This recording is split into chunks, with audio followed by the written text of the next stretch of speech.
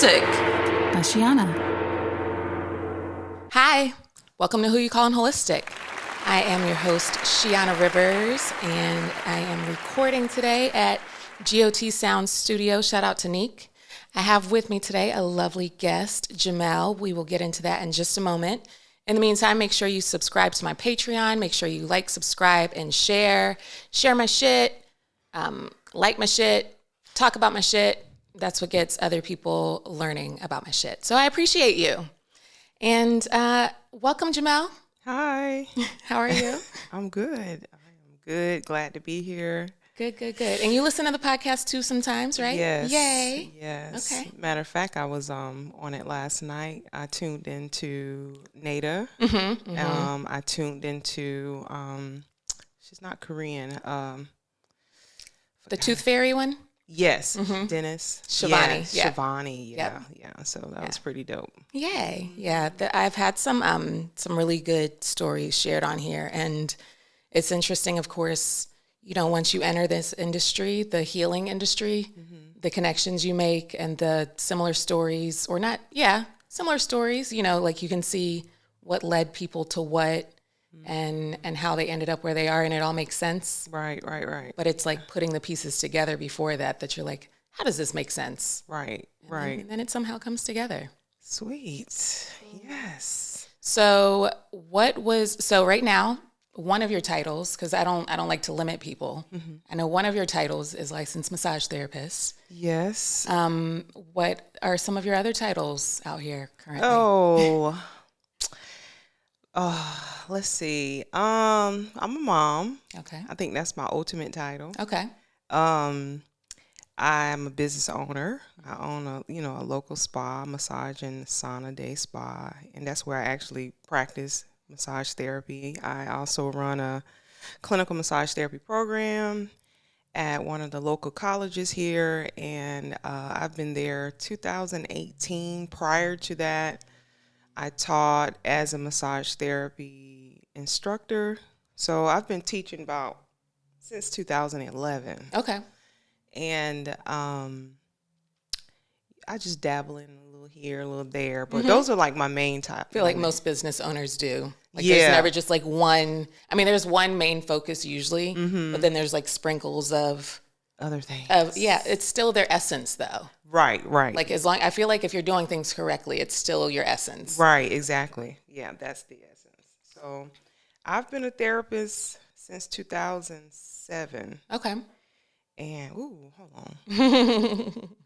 Yeah, graduated 2007. Okay. And I've been practicing full-time since. Okay. Yeah. What were you doing before massage? I went to college. My undergrad is at Claflin University. I have a Bachelor of Science, minor chemistry, major biology, minor chemistry, concentration in public health. Okay, so this stuff tracks. It tracks, and I worked for like a whole year, and then I decided I wanted to do something else. I've always been great with my hands, always been fascinated with the body. I just got that type of language, even through like middle school. I just understood it at a very young age, and so it tracks. And so I went to college, graduated, worked for a whole year at a local hospital in the emergency room. That was very colorful. I have that same experience in registration. Yes. Oh my gosh. Colorful is a good adjective for that. In the emergency room. Same department. So you already know. Yep. And so I knew I was going to work for a year and go back to school. I did not want to go back to like a 4-year college. And somehow massage just came to me. I think I was looking at a commercial literally after work one evening. And I was like, oh. And before you know it, I was in the interview. Before you know, I was in the program. That's how mine was too, yeah. Like mine wasn't, I guess it wasn't a commercial. But I knew I didn't want to be where I was anymore. And I was like, well, I at least want to have a skill. So what skill am I willing to learn? Facts. And I didn't want to be a bartender. Like it just seemed like, yes, I could do it. Yes, I have like whatever look a bartender can achieve in there. You know, I can have my tits out and whatnot. That's fine. But it didn't call to me. Like it was, if if anything, it was too easy. Like, this is something I do at home. But, Right. like, what else can I do to help? Right. Yep. And that was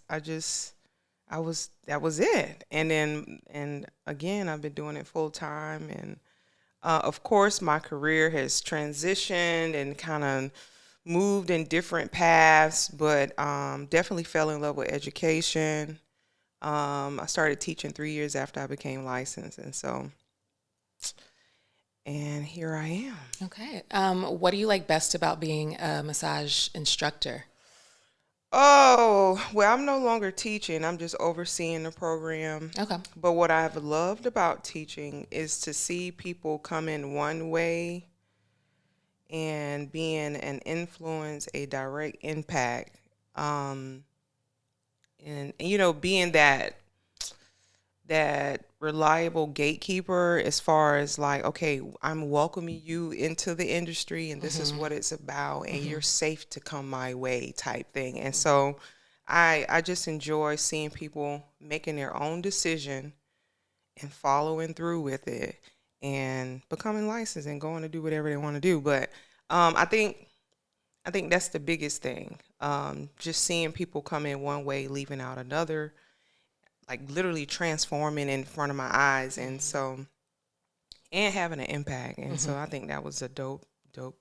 Now I'm in a position where I'm overseeing other instructors do the same thing. And so my influence is kind of still filtrating the student, but through them. And so it's nice to see it on the back end. I'm like the mother hen, seeing my babies. Watch them babies grow up. Look at them. Yep.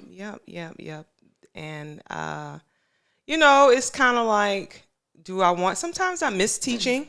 Sometimes I miss teaching, like missing being in the classroom. So I go in sometimes just to get a little high, get my little, But yeah. You don't have to be in a classroom to teach. You're right. I find sounds like some shit Shiana says.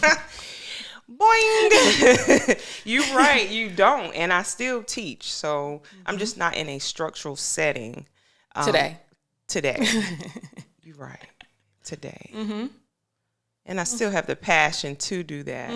So, it's just funny how life is just molding, the universe is just it's just fascinating being in the passenger seat to see how my life is transforming. And I'm not, it's not forceful.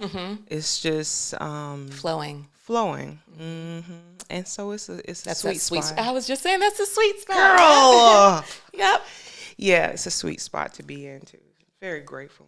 But then there's like the ebbs and flows of that, too, because you're not always in the sweet spot. And I think we expect to always be in the sweet spot. Oh, yes. Yeah. But it's like, but once you get it, you got to ride that wave as long as you can. Yeah. I mean, first of all, it's just a part of the whole dynamics of living. Like, shit ain't gonna always be perfect. You know what I'm saying? And things are not gonna go your way. But if you just, oh man, it's just not. You gotta understand it. And I tell my son about that. Like, bro, everything is not gonna be going your way. You're gonna get a lot of no's. But you just learn even in that. So I like ebb and flow of things. It's just not gonna be perfect, but it's gonna be all right. You know what I'm saying? Yeah, and progress is still better than perfection. Period. So, yeah. What is that anyway? Yeah. And who you basing that off? Yep. Because perfection, that means you're still measuring it with something or with, you know what I'm saying? You're still comparing and nah. Yeah. And I think that as business owners, you learn that a lot quicker than you would in a 9-to-5 because, you have quotas. I mean, you have your own ideas of what success looks like as a business owner, as an entrepreneur. But I think when you are in an establishment of some sort, they have their own ideas and goals for their employees. So they have their own quotas and things that need to be met and micromanaged. Yes. So then you get into this mindset like, well, do I need to apply that to my stuff? And it's like, no. It's a way different structure. Totally different. Way different. Yes. Especially when you're a solopreneur. Like, yeah. When you're a solopreneur, you do it your way. I mean, working in certain establishments may create a certain structure and kind of give you an understanding how things could work. But when you are working for yourself, by yourself, um, you begin to evolve into, like, you begin to identify what you really like and what lines up with your values and your vision. And then you start to mold it, and then before you know it, it's yours. It's not what people think it should be. It's genuinely yours. You created it. And so and that's a beautiful thing too, because we do have in our mind that it has to be this way because we've been trained and damn near brainwashed that it's supposed to be this way. No. Yeah, the no. blueprint's not the same for everybody. No. At all. Heck no. Yeah. So. Or like we'd all be miserable, probably. Carbon copies of each other. Yeah. And that's not how God created us to be. And you just got to really hone into who you are and what your morals and values, what you like and what you don't like. And what you're willing and not willing to do. Hello. Yeah. And do what you can and like outsource the rest. Like that's the game changer too. That's good. I mean, I know it's difficult when you're That's real good because when you like the way that you do things better, but you got to learn how to delegate.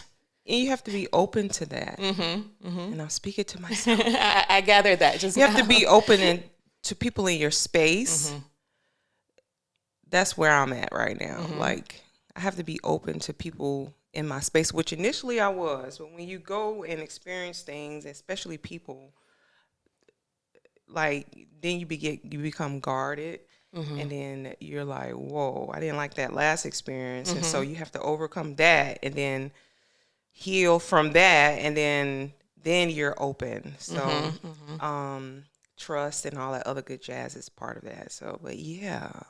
Yeah, well, and I think when you meet the people that are your people too, like I have friends that know, like if I'm dealing with bullshit in my mind or whatever, or if I'm going through something, give me some space or support from afar.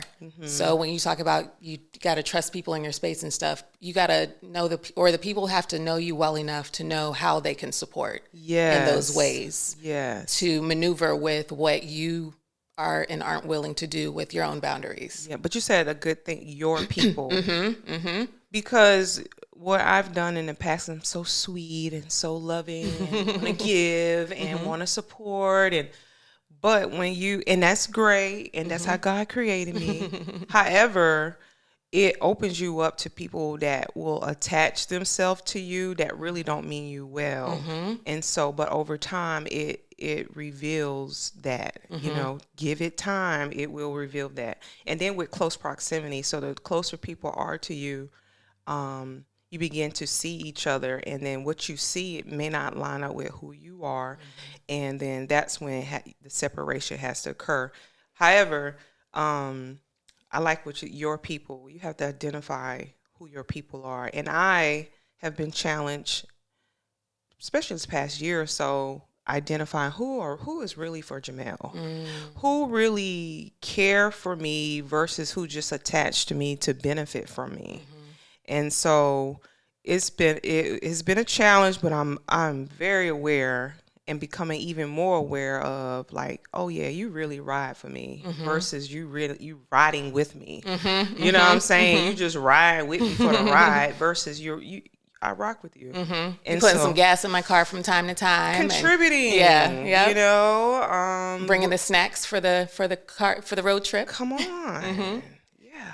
I'll drive and you ride, type thing. And so, I am, and I've prayed about that, and I've been really diligently kind of shuffling through, trying to see, like, who is really for me. And that includes family. That includes absolutely people I've considered friends, and that includes people that I've been attached to for years. I'm like, oh, for years, you really, if I look back, you really wasn't for me, or you didn't mean me well, or you didn't really care for me like I've cared for you.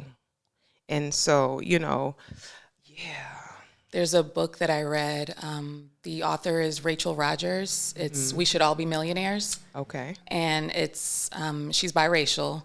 She identifies as like a Black biracial woman, and she speaks on that about how we should, especially, you know, if you own your own business, you should have that understanding too that you can also apply that to your life, you know, hire and fire people correctly or accordingly to, you know, what's going on in your life. Have they contributed? Have they, you know, played a part in supporting? Have they, you know, like if you want to do it yearly? And like, as she explains it, I'm like, oh, but like, I get it, you know, like you do have to kind of sort through, like you said, you know, who's there for support and who's just there to be there. Right. But in saying that, I feel like what you've experienced recently probably brought some of that to the surface.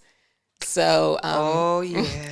I've spoken on here before about, you know, like my own healing crisis. I had like chronic sinus infections that turned into a whole like plethora of other side effects on top of other side effects. And it was just a shit show in my own body. And it took me going to the doctor over and over, specialists, hearing tests, allergy tests. None of it was giving me answers. It was just getting me more and more frustrated because I felt crazy because I was like, this is what's going on. It doesn't feel right. Fix it. And nobody could fix it. Hello. It wasn't until I took up or I went and got acupuncture that some changes were made. So tell me about your healing crisis that you experienced. Where did, like, what was or I'm saying what was the start of it, but we both know that there was a start probably long ago. What was, what was the icing on the cake that you were like, okay, let me address this now? Yeah, I think if I had to give a timeline, I remember November of 2021, seeing, it first started with a nickel-sized rash on my hand. It'd go, it'd come, it'd go. And I'm like, well, what's that about, you know? And I've, you know, when I was a child, I was challenged with eczema.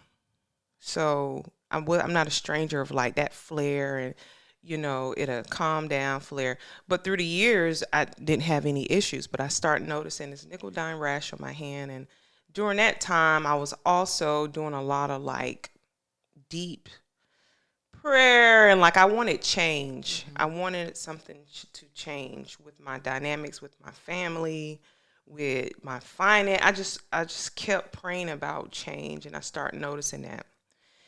Come, I would say January of last year, a part of the change is that I wanted to lose weight.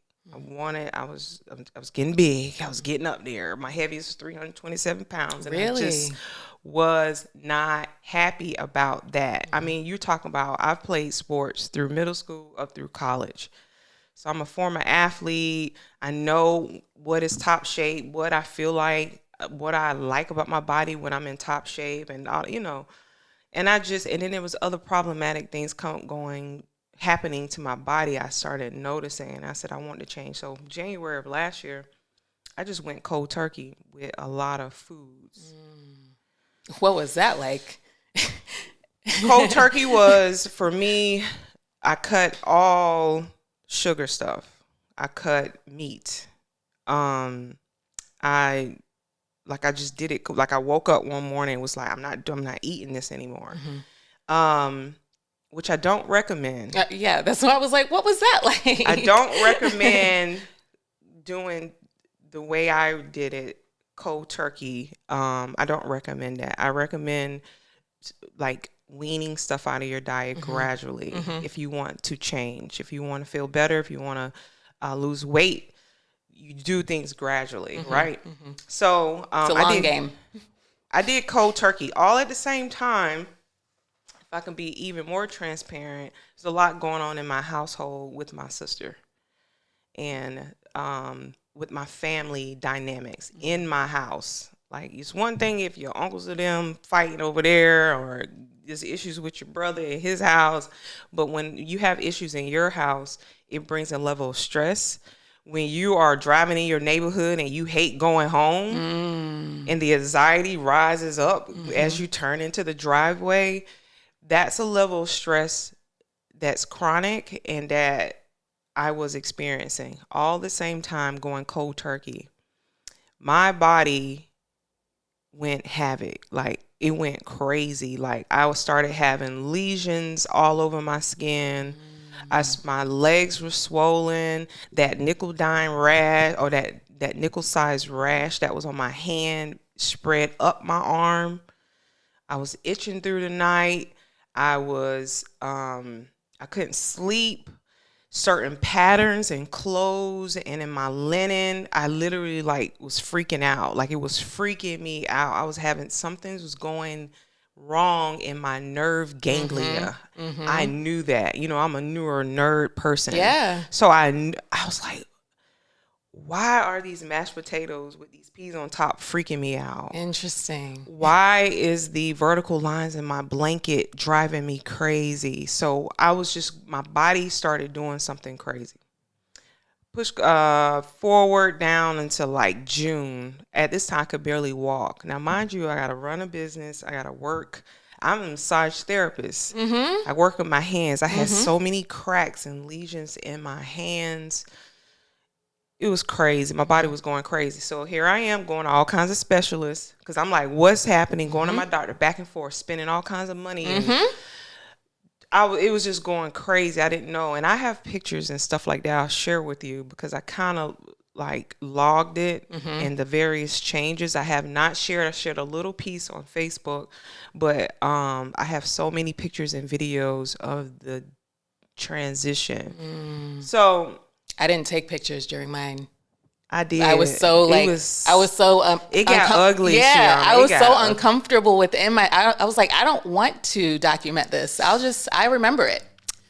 Exactly. I'll remember it. And but I did take videos and pictures and of certain moments because I was scared. I said, God, I know I'm not going out like this. That's how sick I got. And that's how much nobody couldn't tell me what was going on. So when you say you couldn't walk, was that just nerve related? Was that muscular? How could you not walk? What was that like? My knees were swollen. Not swollen like fluid. It was like bone inflamed. I had lesions, literally openings in the bottom of my feet and splits, and it was so painful to walk. It was very, very painful to walk. And my ankles would swell at 9 o'clock. It'd go down by noon, swell even more. By 4 o'clock, it was just like this up and down of pain.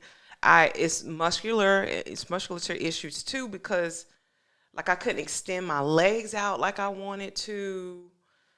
It was strange. It was strange. And by the end of last year, there's no diagnosis, no clinical diagnosis outside of I was anemic and vitamin D deficient. My hair was falling out.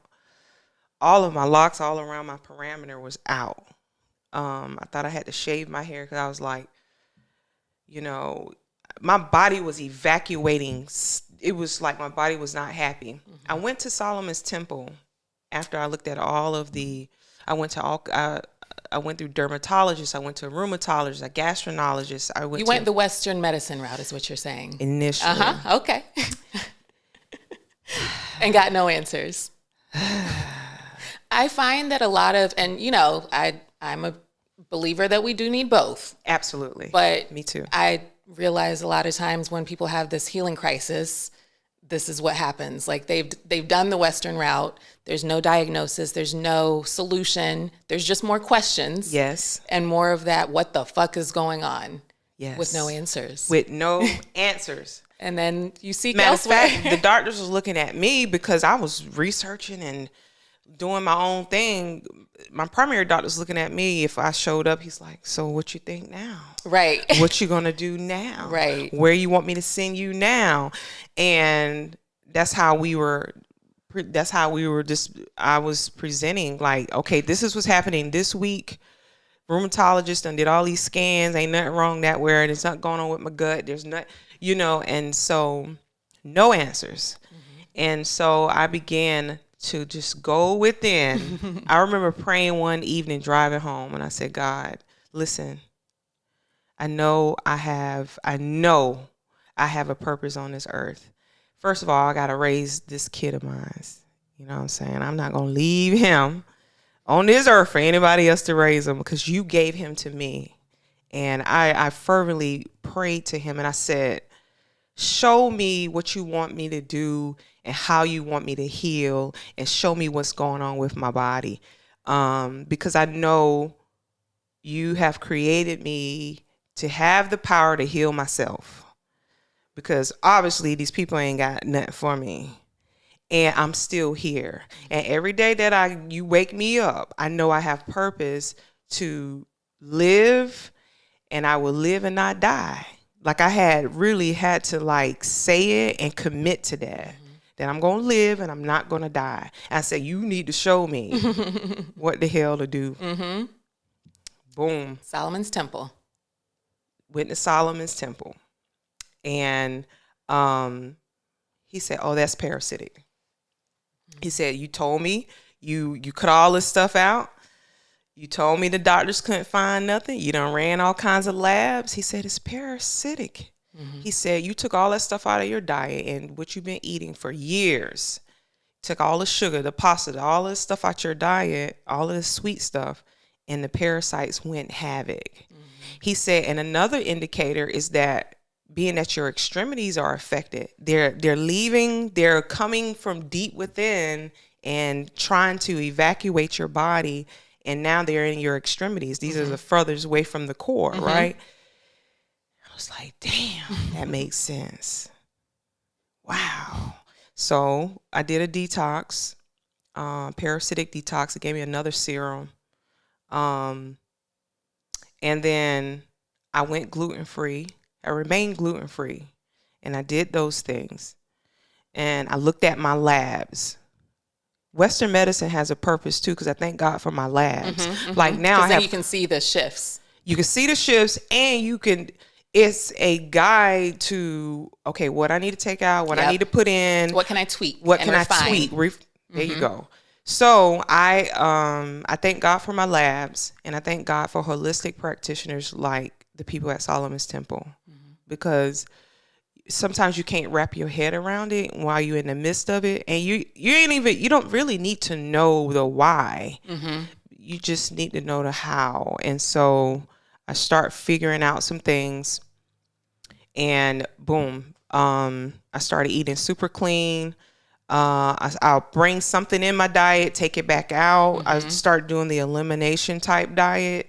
To see what, and paying attention, and then thank God for my skin, because my skin was the number one indicator if what I ingested was my body wanted it. My skin would show it immediately, or it showed by the time I wake up the next morning. I'm like, oh, it is smoothing back out, or I wasn't as itchy, and so I started doing that. And you're talking about a year later, I am down 110 pounds. Yeah. Shout out to you. Yeah. Congratulations. Yeah. Thank you. And so I'm healing real good.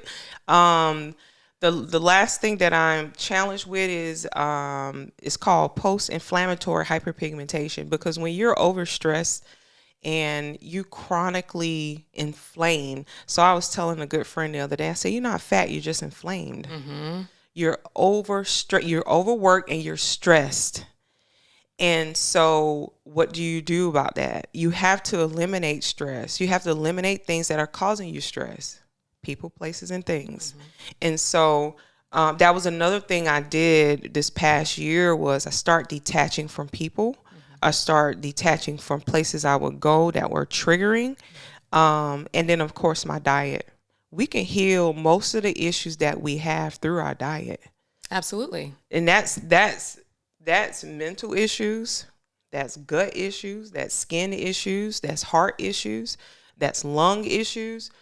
Any man, that's diabetes, that's any cardiovascular problems, any lymphatic problems, you can eradicate majority of it through your diet. Absolutely. But it takes time. There's not a pill for that. There is not a pill for it, but you could do it. You know what I'm saying? You could do it. And so that's the gist of the healing crisis. It was hard. And it's still taxing sometimes because of the vanity part of it, where one moment my skin can look very smooth, or my face and majority of my body looks smooth, but then people look at my hands and they're like, oh, you look like an 80-year-old hand. And, it's darker than the rest of my body or stuff like that. But I have accepted that. I know what this process is because I've experienced it. And so, and I don't have to explain it to the outside people who just viewing, you know what I'm saying? Right. And so, but it's a beautiful thing to be on the other side of it, because I thought I was dying. I was really dying in plain sight. If I could just be honest, the old me was dying in plain sight. And people that were in close proximity saw it. My clients witnessed it, didn't say anything. Shout out to my clients and family that didn't judge me, where they like, JaMel, why are your lips just as black as this microphone? Right. Why is your, no, they didn't question me. They just embraced me and loved me. Didn't know what was happening. Some people did ask, but majority just loved me in the midst of that. And I appreciate that, because, and that's what people need when they're going through very traumatic things in their life. They don't need judgment. They just really need you to just let them be. Yeah. And a lot of it, you will be alone. However, you do need the covering of people to not judge you and just allow you to just kind of go through that process, because you're going to have to go through that damn process. Absolutely. Yeah. I know for mine, it was very much like you said, the inflammation was everywhere. Like nothing fit. Because I gained 20 pounds within like 2 months from steroids. Okay. For like chronic, I kept getting earaches, and I was getting fevers and vertigo. I couldn't drive. And I was like, I don't even want to drink. I feel drunk already. Like, because I was just always dizzy, which was like an inner ear thing. But then knowing what I know now, looking back and stuff, so rewind, when I was going through that, it was just because I was so inflamed. It wasn't even like you said, some people would say things and some people were just like there. But the people that said things to me were like, oh, Shiana, you getting thick? And I'm like, no, I'm sick, actually. Like, actually, I'm going through some things. Facts. So like, I don't say shit to people. Like, if anything, it taught us those things. Like, just don't say shit. Like, but in saying that also, because of what we do for a living, we see the people that have been at their lowest and we've helped them through it. So I feel like there's that understanding, and that they're able to hold that space because they've been there. Absolutely. And you helped them through it. Right. Yeah. So, I mean, it only tracks for them to, pay it forward as well. Yeah. I am a deeper, more graceful healer. Absolutely. A more compassionate even. Compassionate, and really approaching people that come to me with certain issues from a different angle now. Like I'm more gentle. I've always been gentle. That's part of what the characteristics of a massage therapist. We're soothing and open, and you can come as you are. But I'm even more in a position where I hear you differently. And I hear your body differently. And then when I touch your body, or even if you just walk in my presence, it's almost like I have a different scan. Yeah. Yep. Yep. And I'm like, well, damn. Whoa. And you got to be careful what you pray about, because I asked God, I said, I just want to become a better healer. Or you got to be careful about what title you give yourself. Oh, you call yourself a healer? Let me show you what healing is about. So you get pulled down into the valley of things of life, and you learn from a different scope. But when you come out of it, you're a different creature, and you actually now have honed into what you claim to be. Exactly. And exactly. so, whoa. Yeah. If you knew, I tell people, because I hear when people talking, and I love the confidence that they have. And I'm like, oh, you say you this. Oh, okay. Well, Yeah. that was it for me too, because had I not gone, because I had already been doing massage therapy for like maybe 4 or 5 years around mine. So then by the time I did acupuncture, and we learned briefly about acupuncture things in massage school, or not even acupuncture things, meridians. Yes. But like you hear about it and you kind of just, oh yeah, meridians, and then like dismiss it or whatever and keep it moving. But then after you learn about that and you start going through your own whatever, then you see a different map. You see how this healer was looking at you. And then like you said, Solomon's Temple, which shout out to Solomon's Temple. I've sent some people that way as well. But it's like, oh, my body needs this herb because it's going through this, or it needs this mineral to support. And like you said, you start looking at the body a whole different way. You look at how you're approaching their healing a different way, and like what they need more or less of. And like we can't diagnose. I know that we cannot diagnose people, but we can say, hey, have you looked into trying this out for what else is going on, or getting some additional support from this kind of treatment? Yeah. With what you I'm got? more confident in saying it too. Exactly. Like I'm more like, oh, you dealing with this? No, you need to be eating fresh berries and kale every day. Like I'm bold with it, because those are the things that helped me. And I don't care about them titles. I know from my own personal experience, and it varies from body to body, person to person. But if there's anything that I know, I'm going to share with you. So I'm more bold with telling people, oh, you got to cut them.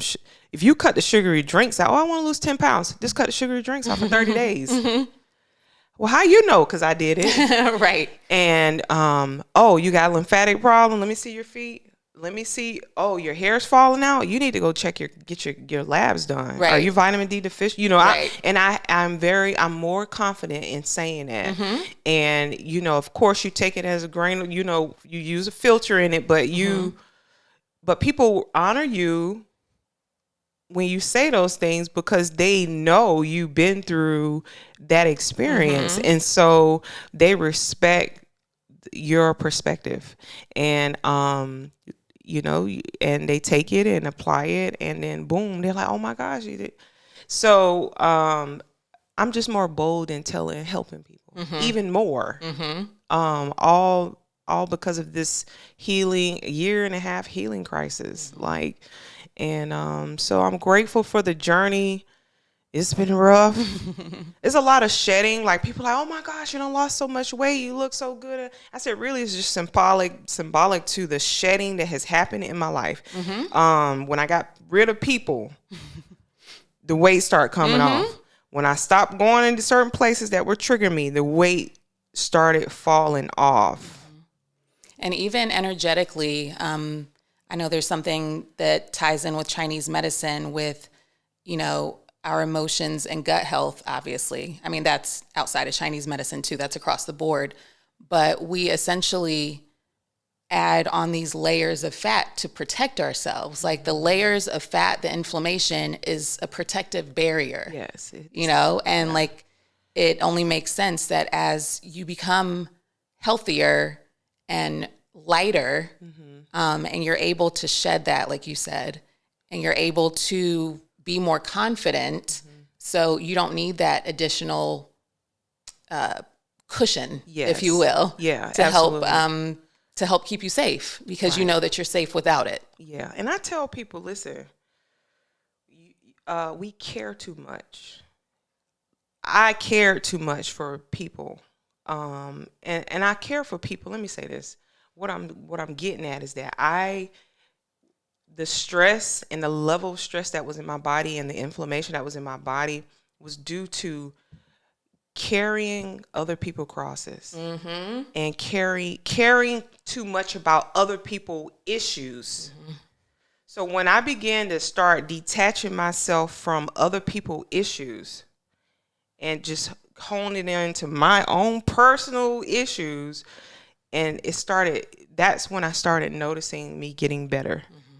So we have to really pay attention to caring too much about other people's problems and carrying other people's crosses. Other people's issues is not yours. Right. So you got to you got to know when to put it down. You got to know when not to care. You got to know when to say no. So establishing healthy boundaries is so key to your wellness.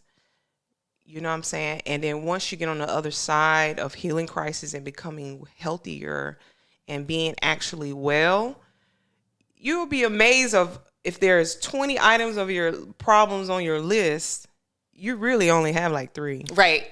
Absolutely. Yep. The other 17 were because of other people. Right. And so you get rid of the other 17 out of 20 and you deal with your 3.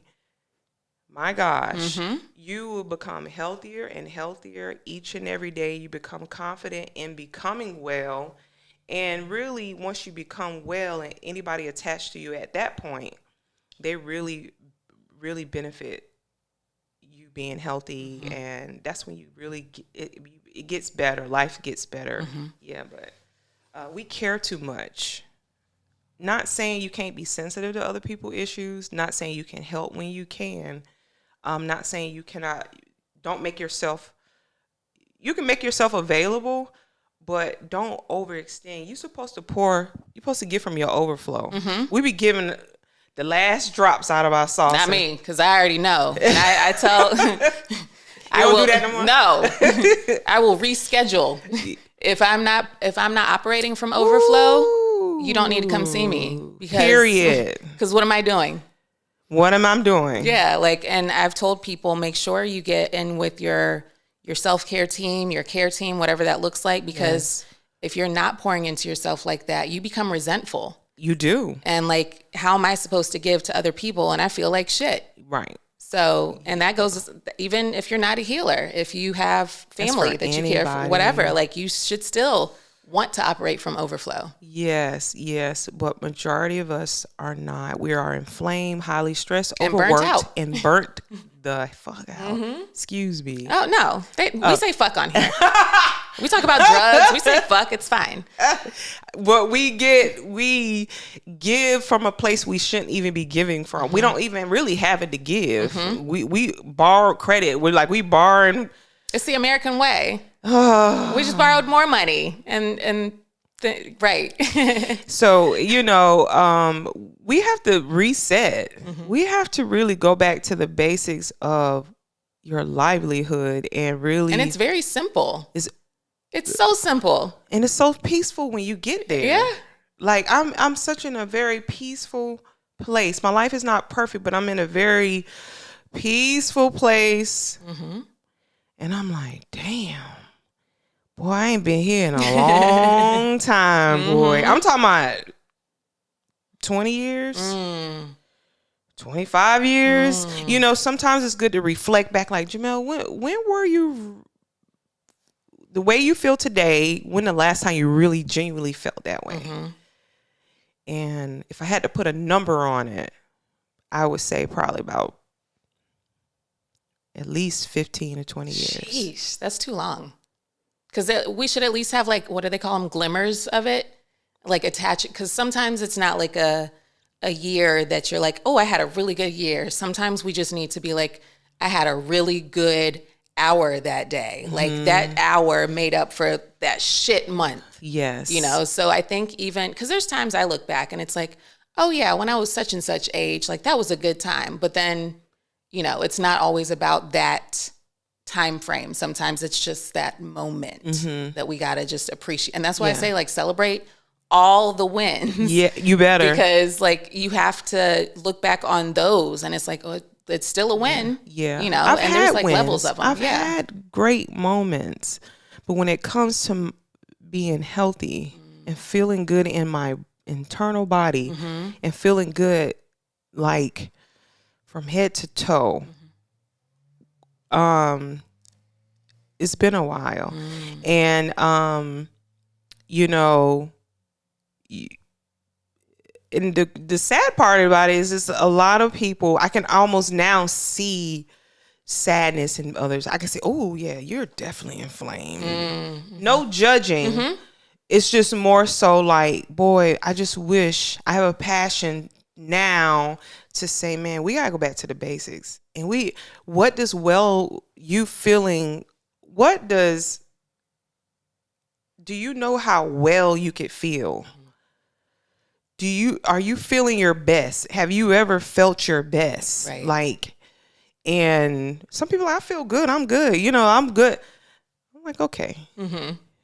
But then, like there's a lot of people, and I feel like we had our own healing crisis to understand just how much we get detached from our own bodies with, the things that we've learned and the way that the world operates. It helps you learn to not connect to your body. Mm-hmm. So I think, a lot of the clients that we've seen over the years, that's what we've done is just help them reconnect and relearn these things about their bodies. And I think that that's what, when we talk about getting back to the simpler moments, it's learning how to reconnect. Or, because we don't know where to start with things because we haven't had these experiences because we don't know how to talk to our bodies. Yeah. And then it's like, oh, okay. But like you said, for skin things, you need to do stuff with your gut. But like you've learned that about yourself because you've had practice. Right. And that's what, like the simple moments we just need more practice of. Yeah. We have to kind of get quiet.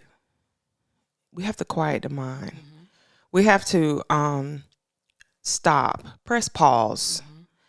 And really get back in tune and reconnect with ourselves. Mm-hmm. You know what I'm saying? And once we do that, you're in a space to give. Mm-hmm. But you gotta quiet the mind. You gotta get settled. And first of all, you gotta really, I think what happened, what was a catalyst for the healing crisis was that I had a desire. I wanted something different. Mm-hmm. I wanted to feel better. I saw my body going on a decline. I wanted a change, and you gotta want to change. You gotta recognize that something is problematic. You gotta be honest with yourself and say you're not happy or whatever the issue is, and then that desire of wanting change, it'll start. Man, it's like a catapult. It's like it'll begin to start clearing the path. Mm-hmm. And the clearing of the path may be very ugly and it ain't gonna be overnight. Mm-hmm. And I told you, a whole 1.5 healing mm-hmm. crisis. Mm-hmm. And so it begins to clear the path for you. And but it all starts back with you wanting a change. Yeah. You're not being happy with where you at. And even outside of healing, I often tell people they can be blocking their blessings by being indecisive. So make a decision. Yeah. When you decide, because I had this conversation with a friend recently, especially like, with COVID things and with what we're doing, even you spoke on this yourself, like the evolution of our careers, the evolution of our identities within our careers, those things that have shifted, and I mentioned on here even recently, I was thinking about what identities did I want for myself, like spiritual healer, spiritual teacher, but also like healer in general, those different things. But when you decide that, it's not a thing that happens overnight. The opportunities aren't the things that present themselves overnight, but like you have to make that decision and then allow time and space for those things to make their way to you. Absolutely. Because for me, like it was obviously my focus was massage years ago. And then like mine became more teacher, spiritualist, energy healer, podcaster, those things now. But like in order for me to get those opportunities, I had to decide that in order to like say, okay, this is who I am. Right. This is my identity. But like that takes time. And I think we want, like, why am I not getting clients that do this or come to this? And it's like, you just chose that identity the other day. Yeah. Like you give gotta, it time. Yeah. Give it time. Cultivate it. Mm-hmm. Seed plus time equals a harvest, right? So when you plant the seed, when you plant an apple tree, and I've seen this on memes and stuff, you're not gonna get the fruit the next day. Right. So you have to cultivate when you plant the seed, you have decided, right? And then you have to cultivate that seed while it's in the ground. You know what I'm saying? It's going to need a little sunshine and rain. It's going to need you paying attention to the cultivation. So it's a process, and you have to understand that. And then as you continue to cultivate and mold and speak well over whatever seed you planted, and just have patience and just have an understanding that it's going to take time, but it's coming. Oh, the harvest is coming. And so, you have to understand that. And if you think it's going to happen overnight, boy, because I done been in business since my first business license was in 2008. And here we are, 2023. And I would say probably the past, give or take 4 years, where have established a substantial amount of clients that have sustained me financially. Right. Stability is there, and it takes time. Yeah. So when I hear other LMTs or other practitioners that get frustrated in the first or second year, I'm like, girl. Yeah. Yep. Give it time. And even give it time. Even outside of that industry, they say a lot of times your own, whatever skill, whatever craft you decide to hone in on, to really cultivate, give it 5 years to actually see. Well, yeah, but to actually see something. Yeah. Yeah. So 10 makes sense. But 5, to for see, sure. Yeah. Cause even before I went independent as a massage therapist, I was doing it and I probably could have gone independent sooner, but I was nervous. What if it's not stable income? Because before I would rent, or I would give the space that I rented the room from a percentage of my checks. And then I had enough clientele to say, oh, let me just pay you for the room. Right. But, that was within 4 years. So that's when I saw, okay, something has shifted, Yeah, that's great. But it takes time. It does. It takes a lot of time, and you just got to be with business. You just have to be smart and plan. And I'm not talking about the traditional book planning, get a business plan. All that stuff is great, but I'm talking about the core of your business. You really your values and stuff. That's what you really got to hone in on. What's your why? What's your why? Yeah. First of all, what is your why behind why you doing it? Why you want to be a business owner? Because shit is not hard. It's not easy. I know for me, it was very much because the other shit it wasn't going to work. It was, me working here is not going to work. I'm always getting in trouble because I want this to be better. And you're telling me I can't make those changes. I remember I've always, and I've been working since I've been 14. I've always had a slight issue with you telling me what to do. That too. So I feel like I like rules. Structure is great. I don't like rules. I mean, structure is good. Structure is great. Yeah. I don't like rules. Okay. I need structure. Yeah. Don't give me rules. Right. Why can't I do that? Right. So I've always knew, even as a teenager, I was a great kid, but I always knew, especially working for somebody, I was super smart, still smart, but I always, at a young age, my first job, I was 14 at Bilo. Shout out to Bilo off of Broadway Road, Riverside. But anyhow, that was my first job. And I remember my supervisors then was like, do this, do that. Okay, great. Good. My scanning numbers. I started trailblazing just in that little position, but I knew the rule, if I clock in at 8:05, you gonna write me up? Right. Yep. I used to get annoyed with when I worked downtown. I was living in Irmo, and that's a 20-minute drive. But if you're doing morning traffic, it can be, and then 5 o'clock traffic, it's 45-minute drive to an hour. So everybody else that worked with me, they lived downtown. So I remember saying, hey, do you mind if I come in a little earlier so I can leave earlier? Or just so that I can miss that window. Right. And they were like, no. What? What kind of rules are these? It's the same amount of hours, but no, I didn't like that shit. So yeah. I had to become who I am, right, to be happy with what I'm here to do. It says know thyself. You really got to know yourself. Yep. Because that's also a guide to where you need to be in the earth. If it feels very forced and you have a lot of resistance to whatever it is, that's telling you that's not your space you should be in. You got options. You have options, and you should really tap into what you really want to do, because it can happen for you. And it takes time, again, to figure that out, because bills come every 30 days. So, so there's things, we have responsibilities, but at the same time, you really need to hone into who you are. That will guide you to what you should be doing. And so... Well, I think the ownership and the understanding of that will help with the responsibilities. True. Because, again, it has the overflow. When you are operating from a space of knowing and working in that element, then the other stuff is going to come to the help, maybe I'm not great at this, but somebody else is. Yes. So I know that they can help with that kind of thing. Yes. The other thing I wanted to bring up was, I know I get a lot of questions, especially with the work I do, the things I talk about, the way of the world with BBLs right now. And even after the pandemic, there were a lot of people that wanted lip fillers and injections and stuff because they were on these Zoom calls all day. And so people ask me often how I feel about surgeries and how I feel about cosmetic shifts for surgeries so that people feel better in their own bodies.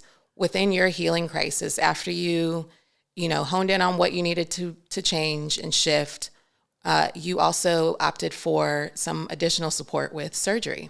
Yeah. And what kind of surgery was that? What can you tell me about that? Yeah. So I decided last year, I wanted to lose weight. Before my surgery, I had a vertical gastric sleeve. Okay. And that basically is where the surgeon will take over half of your stomach. So your stomach is smaller, therefore you're going to receive smaller food. You can't eat as much, and then you will naturally lose the weight. So I lost 50 pounds before, and then I'm right at 60 pounds after procedure. I had that in April. So from April to now, I've lost almost 60 pounds. Well, I have lost 60 pounds, I think. I got to look at it. But so I had that procedure done. I'm very happy with that decision, because I'm healthier now. I am more confident now. I am not as big. And so I've hit my goal as far as losing weight. And and that was solely my decision.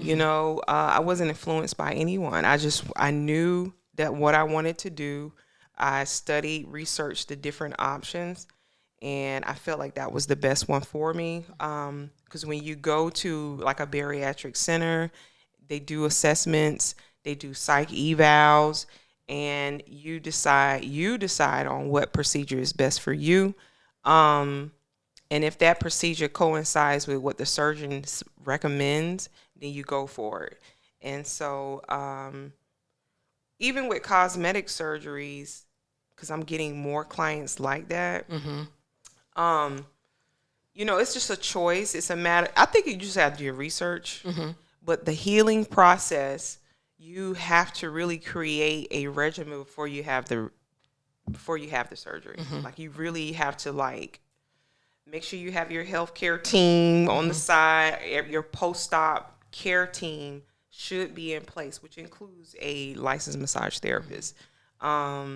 You might need an acupuncturist. You might need a counselor, because once you begin to lose the weight, and I was telling a client this probably about a couple of weeks ago, I said, now that I've lost, I look different than what I was last year and what I have been the past 20 plus years.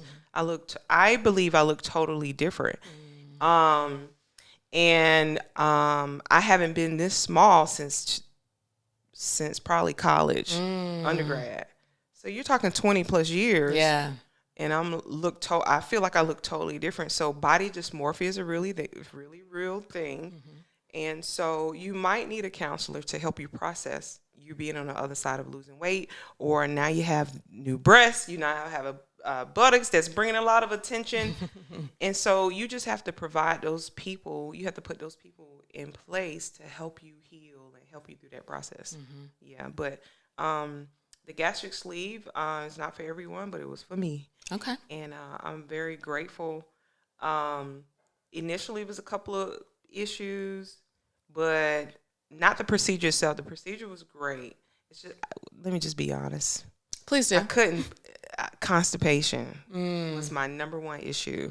I've already had a slow bowel from a little child up to then. And I'm curious if you have like a bunch of cancer placements in your natal chart. Why you say that? Because all of your stuff is very like Cancer and or Virgo, but a lot of your stuff throughout your whole life is like gut health related and cancer placement and the skin things too. Yeah.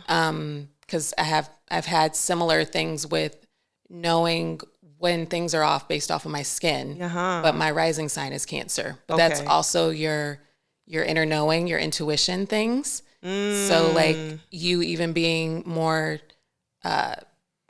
knowing more about discernment now makes sense because now you're more in touch with your gut and your gut is strong. You see what I'm saying? Like, yes. So I'd be curious to look at your chart. Okay, I'll look at my chart, darling. But yeah, like even, and then like as far as constipation things, emotionally speaking, that's difficult. Like you can't let go. Like you can't let that shit go, literally. Literally. That sounds like some shit Shiana says. Yeah. So like you were probably still processing things emotionally with that procedure, with the shifts. So yeah, that tracks. Yeah. And I'm more regular now, just to give you an update. Thank you. And it's just, man, I'm a different creature now. Like I'm a different person, and I just stand taller in things. I always seem to be, I thought I always been confident as a former athlete, great athlete. You begin to have your own confidence in that sport, or, you know, you can become popular, which creates confidence.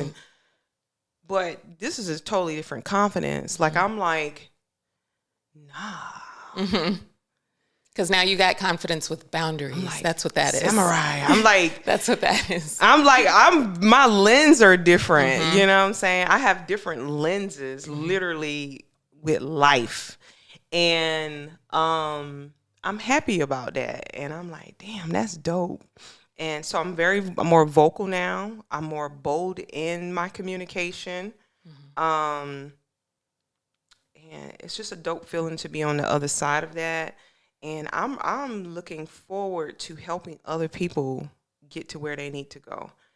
People suffer silently, you know what I'm saying, behind closed doors. You know, people present themselves one way personally or like socially, like social media and all that good stuff. But I had made a post on Facebook the other day that I have a passion for leaders, because leaders have to present and perform a certain way, and I can see beyond the veil of that. And so I have a passion. I see beyond people's veil. And I'm like, I see you, girl. Let me help you. Because I got some stuff in my toolbox that will help the hell out of you. And you can heal quicker because I'm on this side of knowing what to do. I got the cheat codes. Yep. Yeah. So anyhow, I'm very grateful. And this is probably the first opportunity where I have, talk in depth about this. And so I appreciate you. Yeah, no, thank you for sharing it. I know I don't remember when we had a Reiki session, so I can't even, in the midst of that phase, that journey, I don't know when that was. Oh, that was probably early spring of last year. Okay. Because I remember sitting in my backyard and we had our virtual session, and you're so calm on the phone. We did like a 2-part, I think.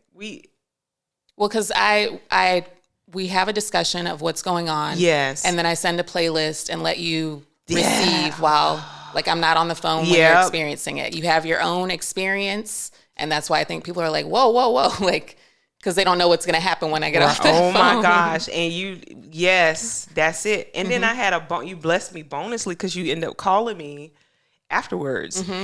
And I just remember having a powwow with you. And again, I just appreciated that because that was pivotal too. I was going to say, it sounded like that was the start of your, yep. Baby, that, woo, because it was all in the midst of, my sister stayed with me all her life, and I had to let it go. Because I remember we discussed that part. Yeah. Yep. So yeah. So I was afraid to let it go. But baby, when I tell you, that's what I'm saying. You cannot be afraid of letting shit go. And because even in that, I was for years an enabler for my siblings, but I let it go. And you know, that was part of the release early part of last year. And my gosh, and really, that was April. Matter of fact, that was April. Okay. That was April. Yep. And I remember it was spring because you saw a bunny. Right. Yep. They were taking over my yard. Yep. But you had, like, you sent me a picture and everything. You were like, look what just happened. And I was like, Exactly. oh, I'll have to send you the message. That was April. That was spring. Yep. Wow. Thank you, Lord. Look at this thing coming full circle. Yes. So I know you got a bunch of tools in your toolkit, but you know, I like to ask everybody, what is your medicine? Oh, my medicine is sleep, rest. I always need quiet. I need to be in my own thoughts, and I need to be one with God. So prayer, meditation, I stretch in the morning, I stretch at night. I drink herbal teas. I drink my bitters, like peppermint, chamomile, nettles at night. But during the day, I get my green tea, kombucha. During the day, I might switch it. But herbal teas, sleep, rest, prayer, meditation. I read various things. I'm a nerd by nature, so it's nothing for me to open up a book about fascia or a book about happy hormones or, you know, just rant a podcast. But I think those are my medicines. I have now started implementing more my social life. I've been very like getting out more because during the healing crisis, I got I wanted to retreat. I did, like hermit like, because I was freaking out and I couldn't. I had to quiet the noise. No, hell no, I don't want to go nowhere. First of all, I look like Lizard Lee. Right. Right. So, you know, but my medicine are those things. Okay. And my main thing is I always have to like breathe. Breath work. Y'all better breathe, man. Sometimes you could just breathe and it eradicate the anxiety instantly. But those are my medicines. Okay. Well, thank you for sharing your story with us all today. Because we do need, you know, more people sharing, because people are going through these things. And like you said, they like to suffer in silence. So we appreciate those on the other side of it that can share. You can make it. You can make it. Yep. You can make it. You can make it. You can do it.